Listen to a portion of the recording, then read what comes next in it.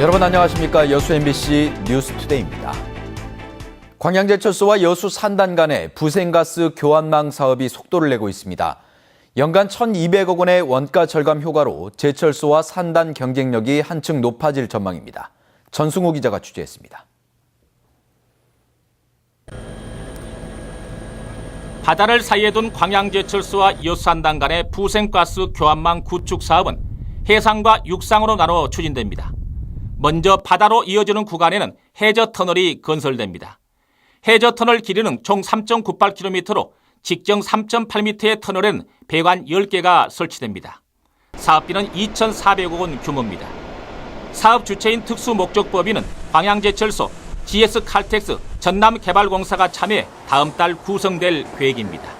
확정된 업체가 3개 업체고요. 네, 확정된 추가적으로 지역 업체를 이제 1개 정도를 이번 업무 협약 때 참여시키려고 기존에 있는 포스코라든가 GS 개발공사 이제 협의를 하고 있습니다. 착공은 인허가 절차를 거쳐 이르면 8, 9월쯤 이루어질 것으로 보입니다. 또 하나의 구간인 해저터널과 여수산단 업체 간에는 육상 배관망이 구축됩니다.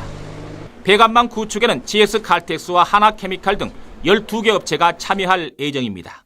사업비는 최대 500억 원 규모로 참여 업체들이 분담합니다. 그러나 원료 이송 등을 놓고 참여 업체 간의 이해관계가 복잡하게 얽혀 있어 이견 조율이 남아 있습니다.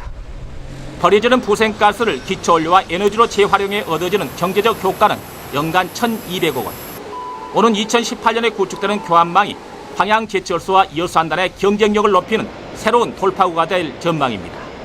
MBC 뉴스 전승우입니다. 최근 3년간 도내에서 10건이 넘는 사찰 화재가 발생한 것으로 나타났습니다. 전남 소방본부에 따르면 지난 2012년부터 지난해까지 전남 지역에서 발생한 사찰 화재는 모두 11건이었으며 이로 인한 재산 피해액은 1억 1,900만 원에 달하는 것으로 집계됐습니다. 발생 원인별로는 부주의로 인한 화재가 5건으로 가장 많았고 정기적 원인이 3건, 방화 의심 1건 등이었습니다. 도내 처음으로 날씨의 영향을 받지 않는 전천후 테니스장이 여수에 들어섰습니다. 여수시는 오림동 진남체육공원 내에 모두 85억 원의 사업비를 들여 지상 2층 연면적 3,000제곱미터의 실내외 코트 12면을 갖춘 테니스장을 완공해 일반인에게 개방했습니다. 이번에 들어선 테니스장은 비가 와도 경기를 할 수 있는 전남 최초의 경기장으로 지역 테니스 동호인들의 건강 증진은 물론 전지훈련팀 유치에도 큰 도움이 될 것으로 기대됩니다. 광양 지역 4곳의 정부와 마을이 청매실 온라인 예약 판매에 나섰습니다. 광양시는 지난달 초 본격적인 매실 수확기를 앞두고 지난 15일부터 섬진강 제천마을, 매화마을 등 관내 4곳의 정보화 마을에서 청매실 온라인 예약 판매에 들어갔다고 밝혔습니다. 정보화 마을들은 매실의 크기를 4단계로 나눠 5kg과 10kg 포장으로 주문받고 있으며 최대 20%까지 할인된 가격에 판매하고 다음 달 1일부터 본격적으로 배송을 시작한다고 덧붙였습니다. 한편 광양 지역 정보화 마을 4곳에서는 지난해 온 오프라인을 통해 매실 등 42억 9천여만 원 상당의 특산품을 판매했습니다. 고흥김이 지리적 표시 특산품으로 등록됐습니다.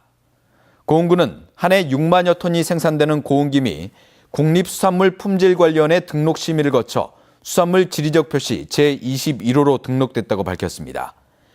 미역과 다시마에 이어 지리적 표시 특산품으로 등록된 고흥김은 브랜드 가치가 높은 우수 수산물로 인증받아 어민 소득 증대에 크게 기여할 것으로 기대됩니다.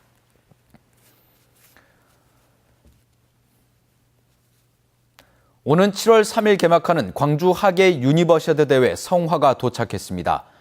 이 성화는 다음 달 2일 무등산에서 채화되는 성화와 합쳐진 뒤 전국을 돌며 광주 유대회 홍보에 나섭니다. 한신구 기자의 보도입니다. 지난 18일 파리 소르본 대학에서 채화된 광주 유니버시아드 대회 성화가 인천공항에 도착했습니다. 차기 대회 개최지인 대만을 거쳐 항공편으로 국내에 들어온 성화는 안전한 기내 수송을 위해 화재 방지 기능이 있는 램프에 담겼습니다. 2015 광주 하계 유니버시아드 대회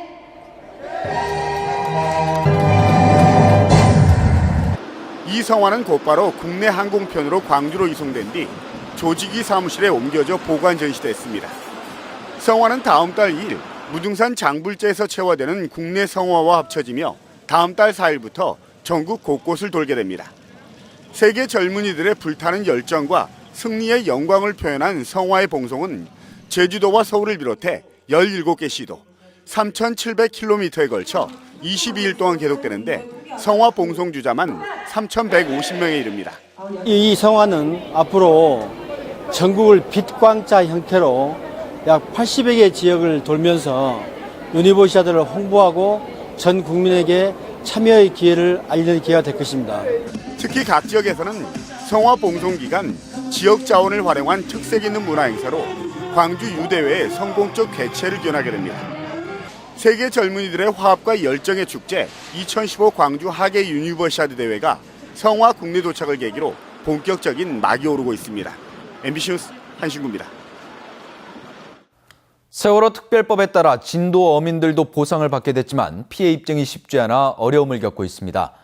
피해 보상 신청이 시작된 지 한 달이 넘었지만 신청자가 많지 않습니다. 김양호 기자입니다. 해양수산부의 세월호 보상 신청 접수처입니다. 점심시간 무렵 어민들이 하나둘 모여듭니다. 가지고 온 서류를 꼼꼼히 점검한 뒤 보상 신청서를 제출합니다. 하지만 물건을 매매한 영수증이나 장부 등을 확보하기 쉽지 않아 걱정이 많습니다. 이게 지금 서류가 너무 복잡해가지고 원본을 갖고 왔는데 원본을 안 해줘요. 상에서 아주 애터져 죽겠어. 어구가 부서졌다는 것을 증명할 사진을 찍어놓지 않아 관련 자료 제출은 사실상 불가능합니다. 진도군은 지난해 8월 지역경제 활성화와 사고 수습 지원을 한다며 10명으로 구성된 전담 조직까지 신설했습니다. 하지만 어민들은 피해 보상을 받기 위한 서류 준비 등에 대한 자세한 안내를 받지 못했습니다.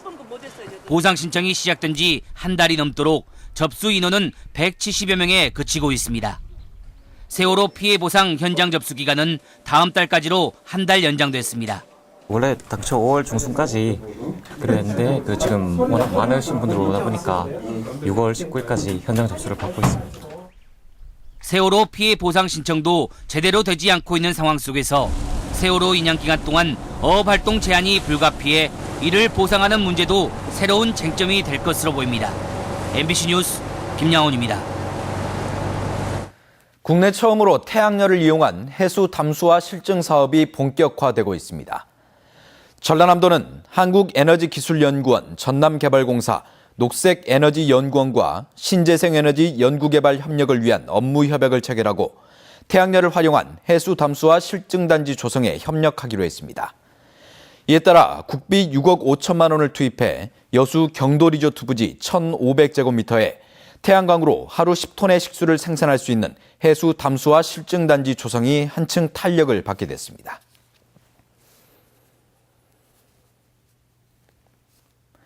해양수산부가 연근해 어업 실태 조사에 착수합니다.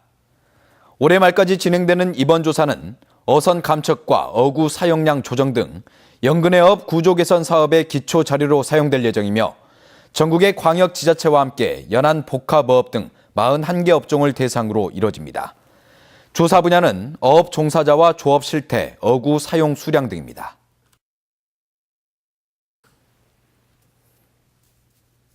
항만 건설 사업에 적용되는 안전 규정이 국가어항과 마리나 사업 등으로 확대됩니다. 해양수산부는 해양에서 이루어지는 모든 사업에 항만 건설 관련 규정을 적용할 수 있도록 훈령을 변경하고 국가어항과 연안 정비 등을 포함하도록 범위를 확대했다고 밝혔습니다.